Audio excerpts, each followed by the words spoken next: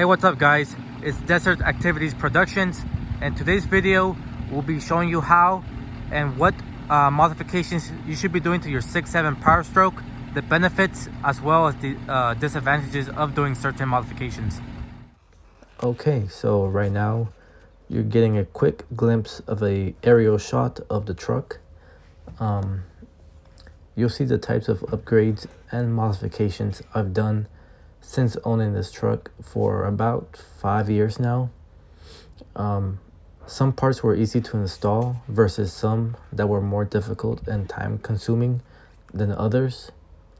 Overall, I personally believe that the truck runs better and more efficient than the OEM junk it previously had. The next clip I'll go a bit more in depth of each upgrade I've done so far, but everything that I've done to the truck improved the quality overall. So I have no regrets what I've done with the truck. Just some parts you will get frustrated, and be prepared to spend more time fighting with parts. So just be aware.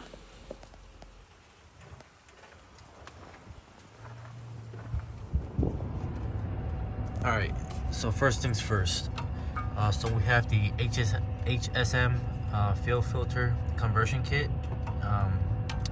So what this basically does is removes your factory OEM unit and replaces it with this billet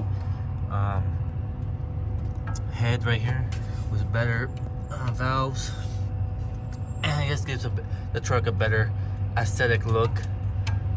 Following after that, we have the crankcase ventilation system delete.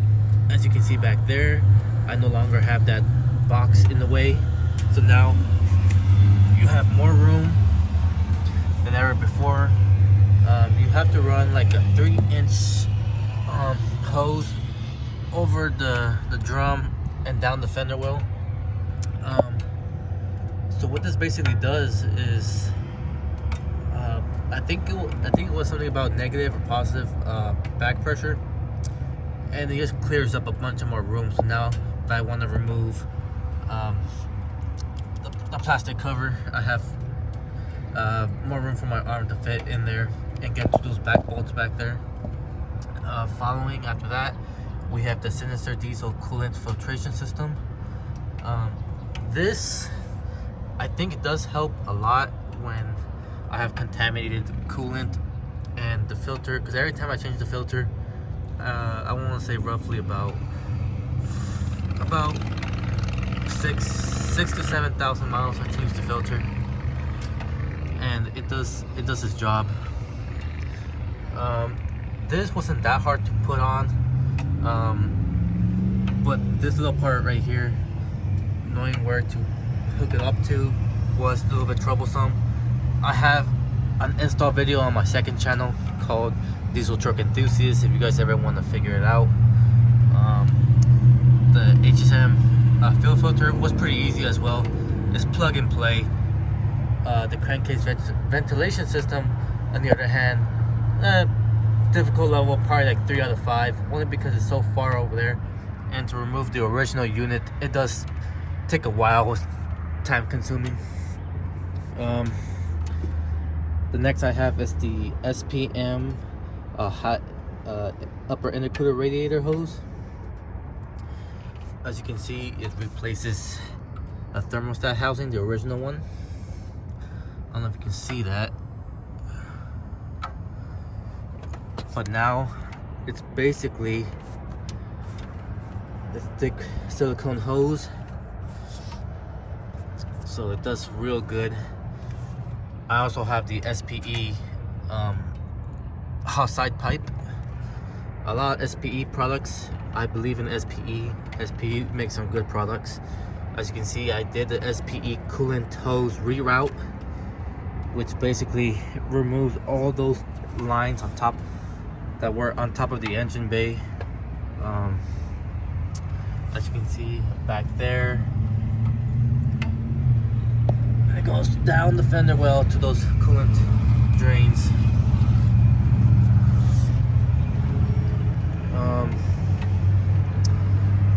The other thing that I did was the no limit fabrication air to water intercooler.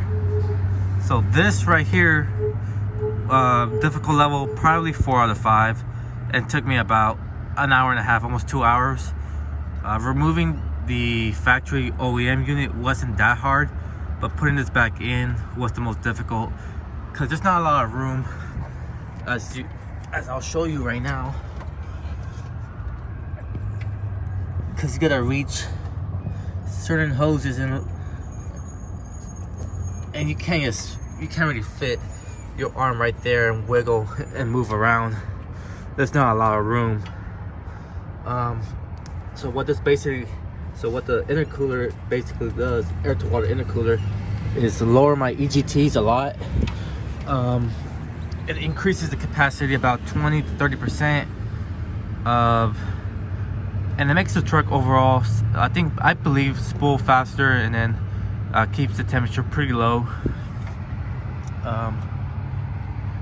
What I do plan on doing with the truck later is probably do a piping kit. As you can see, I also have the no limit fabrication cold air intake. It does make the whistle sound way better. So yeah, it's basically a stock truck in a sense. Not that much done to it. I just removed a bunch of the old OEM parts that were prone to fail.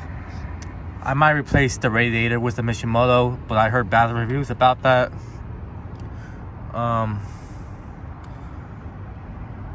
Everything was... There's a bunch of instructions online, and when I installed this, there wasn't that much instruction, so it's kind of figure on your own. But I did make a video as well on this on my main channel, Diesel Truck Enthusiast. It's about 25 minutes long. If you guys want to check it out, if you guys don't know how to install it or need some tips. But overall, that's basically it. So after all those parts, I also do run the Powerstroke rollers and brakes. As you can see, they have the little grooves to help cool the rollers much quicker and more efficient. I do run the 17-inch methods with the 37-inch Yokohamas, along with my 3-inch rough country lift kit. The back is stock, so on the back I left the original blocks, so kind of gives it like a little bit of lean, not too much where it looks ridiculous. But overall, the truck looks pretty good. As you can see, it doesn't look just a little bit lean.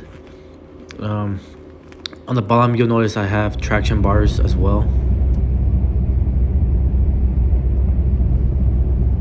On the road right now, well, county roads, so bear with me with the noise and then with the wind. So the truck currently has a stage 2 no limit fabrication air intake. It's oil based, which is perfect for the climate I'm at, where it's real dusty in Arizona. I turn off the AC, so you should be able to hear it right now once I make this left turn. Let's see. Let me lower down the window a bit. We are currently driving 20 miles an hour. Once we pass this, all right, let's hear it.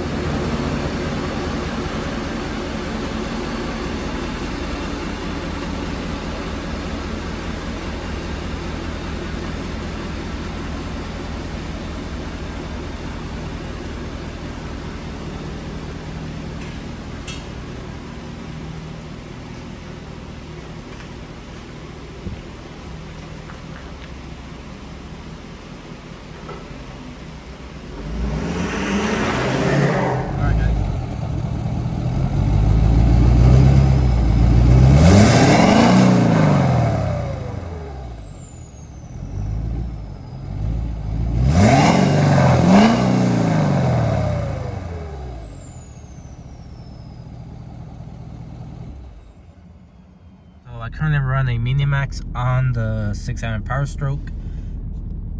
Let's see if my thing can focus. So currently my coolant temperature is 186 degrees thanks to the no limit air to water intercooler that I installed. Trans temperature is 163 degrees, pretty low. When I originally deleted this truck about 4 or 5 years ago,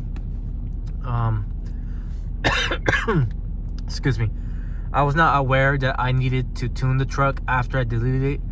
And after I deleted the truck, it was not misfiring, but it was running kind of rough. And then of course I was still new to the diesel game back then. After I realized, you know, what I needed to do, I went to someone that I know and trust who was able to help me get the tunes in order to make the truck run and perform how it currently does.